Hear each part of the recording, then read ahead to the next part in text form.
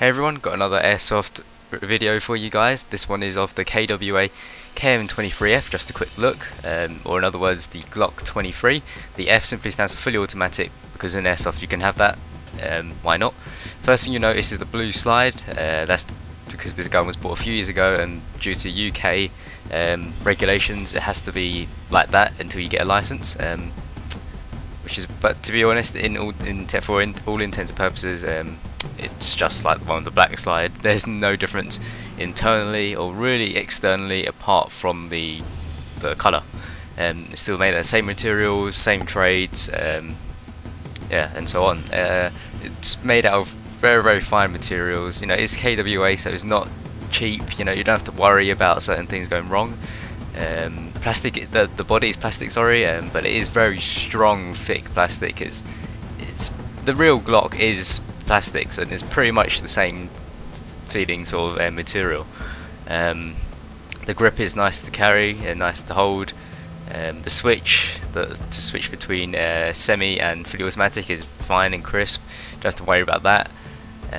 Slide release is, again, it's metal, so it's fine. The slide itself is metal, which is the only main part of the metal of the gun, and obviously it gives it more of a kick, a bit nicer than the Tokyo Mirror ones, which are obviously plastic. So you have a look at the box. It's fairly the usual, the normal KWA box, engineered to outperform and all that stuff that you don't really care about. Inside is this weird thing attachment that attaches to the front of the Glock. I'd never used it before. Lucky I still have my box, but to be honest I didn't really need it because I don't use half these things.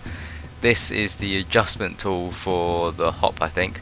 Again, to be honest, with a pistol, because you're going so close range, you don't need it. You barely need to use it, because there's no reason why I'd use it long range. That is used to load the mag, but you don't need it if you've got a speed reloader or something like that.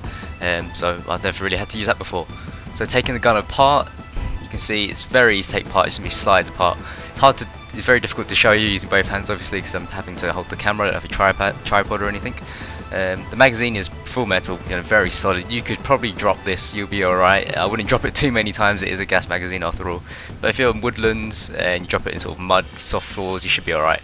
This is the speed loader, so you can simply use the speed loader. It doesn't come with it, but I'm sure everyone's got one who plays airsoft. And it's a double stack mag, so when you push it in, you're going to have to sort of, twist it so that the mag's full on each side. You don't want to have any problems there. This is the lower part of the gun. Needs a little bit of a clean, but apart from that, it's held up fairly alright. I forgot to show the trade. There's sort of trades. There's a unique number at the bottom. As you can see, that little metal strip, but it's not that important.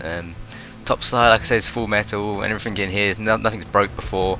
And it's actually fairly clean, it looks like. Might need to clean the bottom bit, but the top bit seems fine. The trades there I've held up alright as well. I haven't scratched off or anything like that, but if you're really that interested in trades, which you will get also on the black gun as well. So I am going to shoot it now, and I'm going to shut up so you can hear it.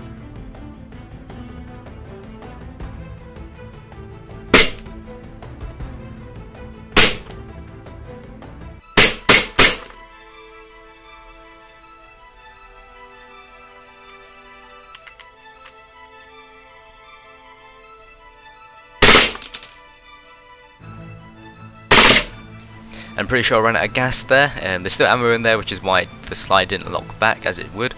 But yeah, I need to fill this back up. But essentially, yeah, it works fine. There was no gas leaking or anything like that. So it clicks as you push it back, as you pull the trigger.